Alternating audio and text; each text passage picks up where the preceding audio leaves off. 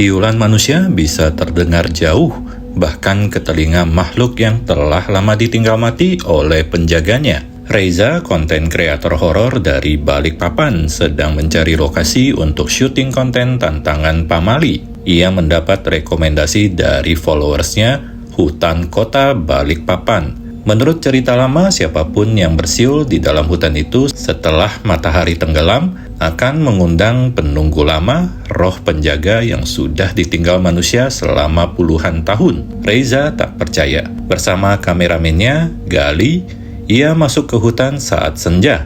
Di tengah hutan, tepat pukul 18.30, Reza meniup siulan keras sebanyak 3 kali.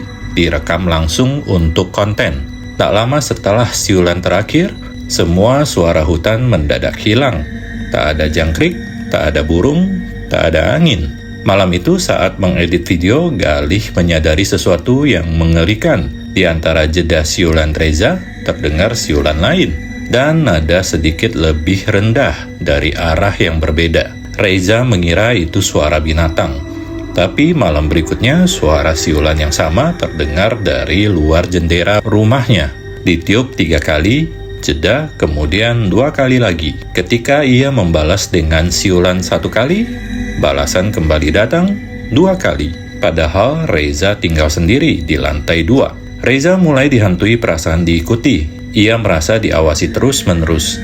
Bayangan besar terlihat di pantulan kaca mobilnya saat berhenti di lampu merah. Galih mengaku mimpi buruk, didatangi makhluk tinggi berambut panjang dengan wajah menempel terbalik di lehernya. Saat merekam video baru di rumah, mikrofon mereka menangkap suara siulan halus dan gumaman perempuan tua. Akhirnya ada yang memanggil lagi.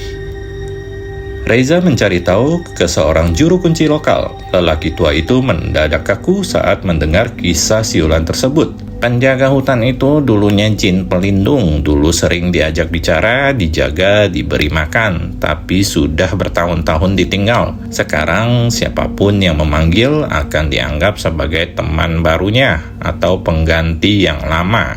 Reza dan Gali memutuskan kembali ke hutan kota untuk minta maaf. Mereka membawa sesajen dan bunga serta merekam prosesnya dan membuktikan pada penonton bahwa pamali itu nyata. Tapi saat malam tiba, kabut tipis muncul.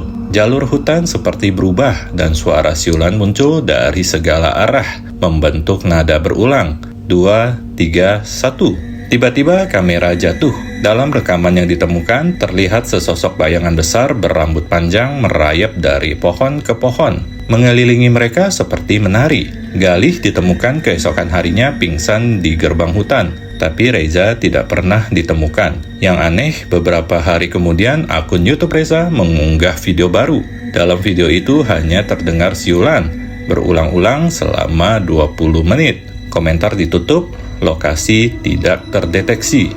Thumbnail hanya gambar hutan kosong. Salah satu penonton mengaku mendengarkan video itu sampai habis dengan headphone. Seminggu kemudian, ia dilaporkan hilang. Dan setiap malam, channel YouTube Reza kini memutar video live dengan suara siulan yang berbeda setiap hari. Kadang makhluk gaib bukan ingin menyakitimu, hanya ingin ditemani. Tapi setelah kamu memanggilnya, kamu tidak bisa memilih lagi apakah kamu tamu atau penggantinya.